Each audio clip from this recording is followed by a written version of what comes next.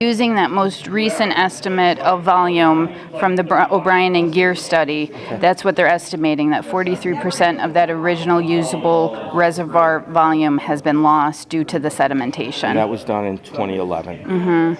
Yeah. And so that's the idea is, where is all that sediment coming from? Right. It's from wash off from within the watershed, and that's what, I tried to give the little graphic here to give the idea that it all shoots in, and then as it hits that calm reservoir water, stuff settles out, and the water keeps going, but the sediment falls to the bottom, and then things start filling in. And unfortunately, the watershed has a lot of those fine particulate soils that are just going to settle right out and keep filling in. And of course, no dredging, so it just continues to build. And it's man-made. Nature didn't intend this to be here. So, we dammed it up and asked nature to cooperate with us. I see. So if there were no dam, would that sediment just naturally carry away? Yeah, it would keep going through whatever the channel was, and it would eventually end up in Lake Erie. So that's a key point, I think. These are the effects of a man-made system. Absolutely, yeah. And we know, like in, 1974, when Hurricane Agnes came through? Right. I believe it was NOAA came through, or it might have been FEMA. FEMA. And they looked at how much sediment was deposited, and it was a significant amount just from that one rain event. Right. So if you look at the gully washers that we've had over the last few weeks, how much has that contributed? And months. We don't know. Right. We've had some very traumatic weather events. We have.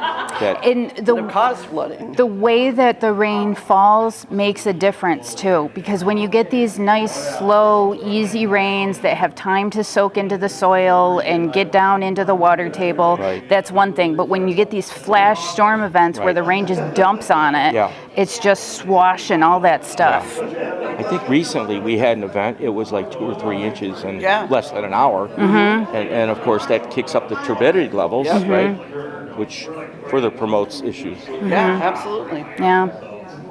So this is really important information. Huh? Yeah.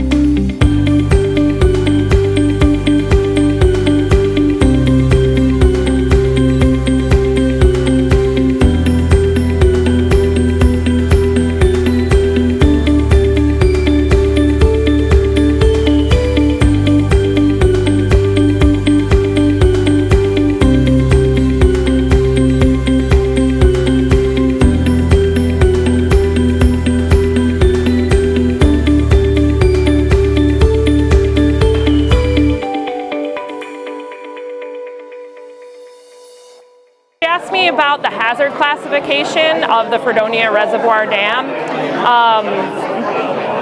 Yep, it's currently a Class C high hazard dam, and what that means is that there's potential for inundation in people's homes downstream of the dam. It doesn't necessarily indicate what the condition of the dam is. It just means that should it breach, there would be a flood wave that could impact people's property and people's homes downstream. So that's why it's classified as a Class C high hazard. And then the other classifications are Class B intermediate and Class A low hazard in New York State. So if everything goes right and everything's fine, what happens to the dam after it's all fine? They're going to drain it right out? So what we would do after phase 1 is complete and the village is tied into the new water district, we would then decommission the dam, and what that would consist of is probably a permanent drawdown. So the hydrostatic pressure on the back of the dam isn't a threat, and it has flood capacity. The reservoir has capacity to absorb a very large rain or precipitation event, and it would be stable enough so that it wouldn't have to withhold the entire reservoir.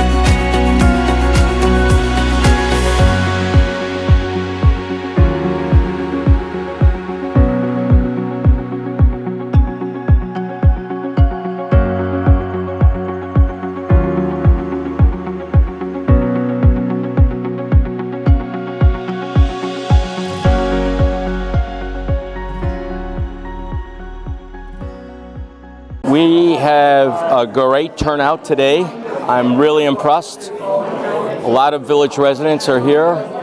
This is exactly what I was hoping for, an opportunity for people to come and meet with various representatives, Department of Health, LaBelle Engineering, village representatives like myself. My idea in initiating this was to bring the public together so we could talk and understand and listen. The question was about distribution system pressures and what they're like now and what they will be like. And the visual is actually there. So what are we talking pressure-wise? I know pressures, I know what's going on and what our system does. Our system currently has 130 pounds static pressure. Yeah, constant. and it's too high. So with that comes, we have buildings, large buildings. Yeah. Right now, the whole campus of Fredonia, the village of Fredonia, do not need fire pumps for any buildings, outside buildings. What's going to happen? They're all going to have fire pumps, and whose expense is that at? The owners of the buildings, the village of Fredonia, or let's say, here's one example. Walmart. They're in the village water, 130 static pressures. They don't need a fire pump. You go next door to Home Depot, you've got a giant tower with pumps. Maintenance, fees, costs. That's on the company. Do they know this? Fredonia State College. We have buildings 9 stories high. We have all the buildings on campus. We don't need a fire pump. In every big building, at what cost? That's what's going to happen. And you know that, right? Sure, yes. Know that. Do they know that? Does the village of Fredonia, do the businesses, we get where the old Red Wing is? That's all storage. Where the old what is? It's called, right, it was an old canning factory, but now it's just a storage center and trucking warehouse. Okay. All the sprinkler systems in there are going to have to be revamped. I'm staring at that visual right over there, Yeah. where the intent as related to the distribution system is to meet Department of Health requirements more closely. Health department. Yeah, so 10 state standards. Not fire standard. Sorry? Fire standard we're talking about, right? We're talking about Department of Health requirements first. Okay. Department of Health requires that there is a zone, there's a minimum, which I think under any scenario, the zone that's desired is 60 to 80 PSI roughly. Okay. 10 state standards reads that pressures over 100 PSI should have some pressure reducing device at the service available to make sure that pressure is not breaking fixtures and such like that. So the intent of the distribution system development of the southern pressure zone and northern pressure zone is to more closely meet that Department of Health requirement as outlined in 10 states. But how long? What's the requirement? Is it for an hour? Is it for 15 minutes? What is the sustain? At 130 pounds pressure, you're sustained. That water's coming. And you're going to maintain that pressure. You're going to maintain those sprinklers if they're going off for 2 hours, an hour. So that's why you need the pump to keep that stuff flowing.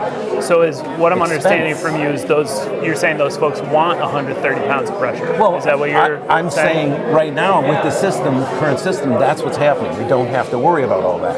And that'll continue if we continue with that pressure. And you put for your flush valves and stuff, you put your regulators on the building. The college has that. It's all on there. Yeah. But a 9-story building, you're going to have to put either a water tower on top of the building. You're going to have to put pumps. I don't think anybody in this area is aware of any of that. That's an expense that's going on to the public.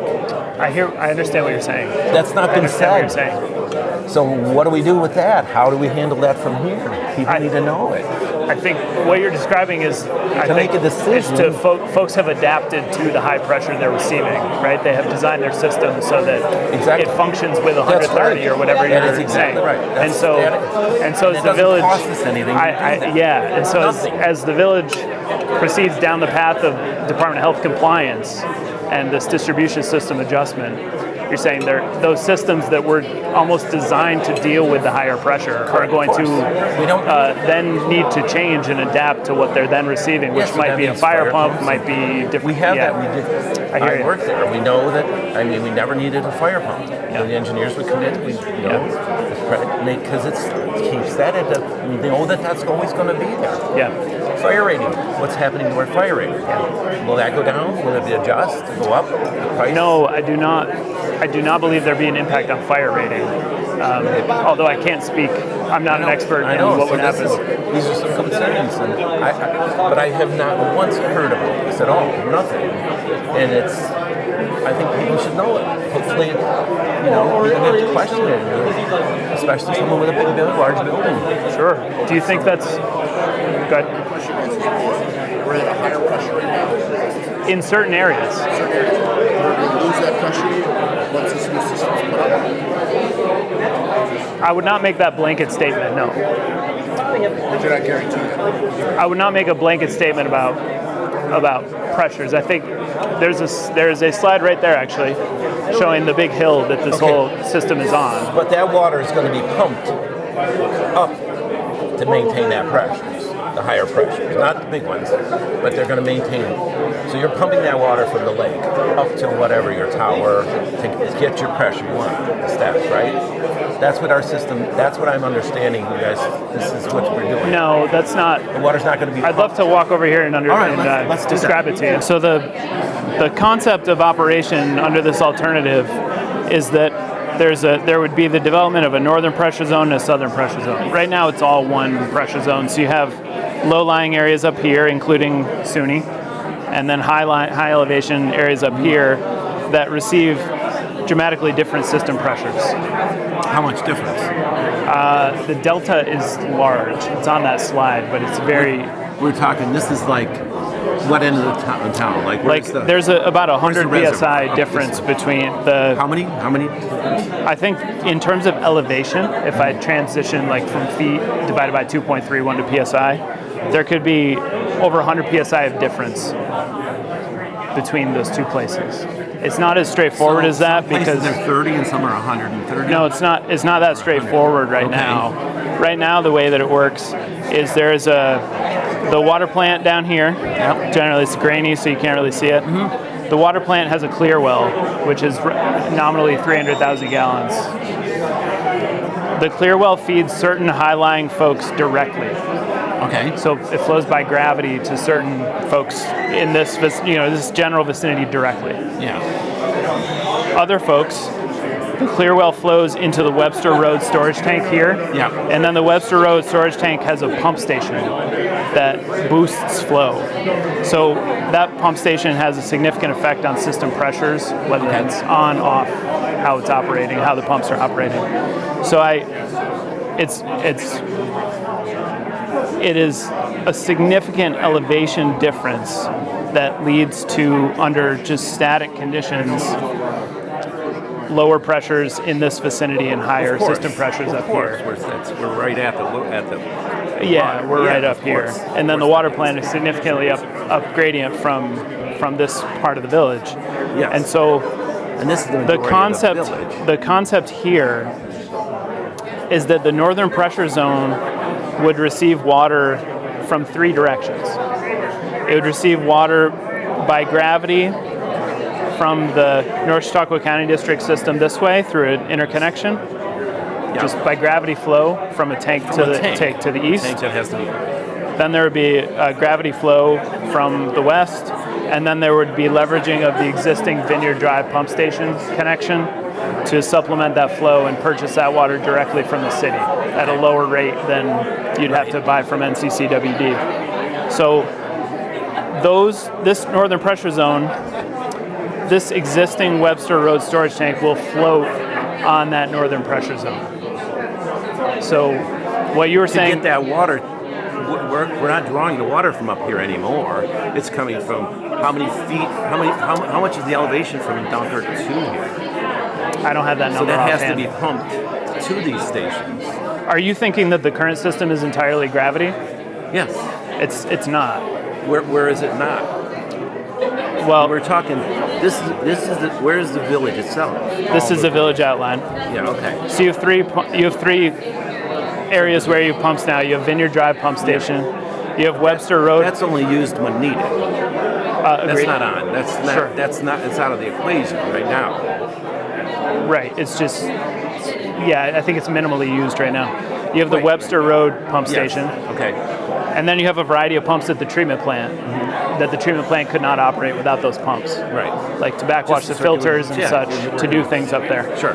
So if what you're thinking is you're going from an entirely gravity-fed system right now to a system that requires pumps. Yeah, but we're talking up here. I mean, when it comes down to the village area, it's gravity fed to that, and then they pump it into the tower is all, right? So I'm sorry, can you repeat that, please? So the Webster Street tower. Webster Road tower. storage tank, yep. So that's gravity fed down to this point, and then it's pumped into to get your million gallons, right? And then it sits static, and it only comes on when is it used daily? The water comes down in that? This tank is fluctuated daily. It is, but it's pumped into it. It's a very convoluted set of valves that operate this tank. I believe it flows into there by gravity with some control valving so that it doesn't overtop from the clear well. But then I believe the pump station is currently required to serve water to some users. Okay. Because if it just fed by gravity from there, it wouldn't be able to supply adequate pressure. Yeah, it's not high enough up the hill. I know, if they put it up on the road up higher, it would have been fine. Yeah. I do know that. Yeah. But that's only a small part of it. The major stuff is down there where we need that. Yeah. We need that pressure and that. Okay. So, but it will be a problem. What will be? Well, the fact that the cost is going to be put onto these bigger buildings for a fire pump, and then a domestic water pump. We're going to need a domestic water pump in some of the taller buildings where they don't have it, or a tower on the top of the buildings, and that's still going to be pumped. I do think that's possible. That cost, yeah. though, what does that cost? I do think that's possible. How many stations will there be now? Are they going to have to put a building out, heated? Are you talking about SUNY or the village? No, when we bring it from Duncan, or from the Stockton County Water District, it still has to be pumped, right? So the village won't, as part of this, the village will not be building any pump stations. There won't be any. Where will they be? The town is building a pump station to get water from the town up to this new town-owned tank. Okay. And whose expense? At the Stockton County Water Districts? Or the Village of Fredonia? That's both a town project. So the village, my understanding is that the village cannot contribute capital funding to infrastructure that will be owned by somebody else and will be outside the village limit. So those are both town expenses. Okay. But I do think that it is true that the southern pressure zone will require that pump station to get water to here and that tank to gravity flow to feed those folks lying at a higher elevation. So maintenance on that system is the Stockton County Water District, not the Village of Fredonia. Will it be the responsibility of them? That's what I would anticipate, but I don't think there's that for sure. I believe there's no O&M contract agreement signed yet. Yeah. Okay. Yeah. All right. Question. Yeah. Okay. So in design standards, recommended pressures for distribution systems are between 60 and 80 pounds per square inch. Most of Fredonia's distribution system is well over 100 pounds. And in any new design, design standards require that homes being served with greater than 100 pounds per square inch of water pressure have individual pressure reducing valves. So super high pressures, it's tougher for the mains, it's tougher for the infrastructure. Generally, good engineering practices to reduce that pressure to that 60 to 80 pounds. That's kind of like the Goldilocks zone that they talk about. Most of those fire suppression systems or fire hydrants, sprinkler systems, they should all be able to be served with that 60 to 80 pounds. In the case of that you may need a booster pump, that would be unusual. Turnout's been amazing, and I think we've had a lot of people that had questions, and I think they were answered. We want to thank all the Labella team for being here. The health department's been answering questions, and that's the key, is to be educated about this. If you missed the presentation, everything that you see here today will be on the website this week, so you'll be able to go through it and be able to see it. And we also want to thank Dan Pecos for letting us use the building. It's a big help for us, so we're very pleased about that. But we've gotten good response. Of course, you have a handful of people who still don't think that this is the way it goes.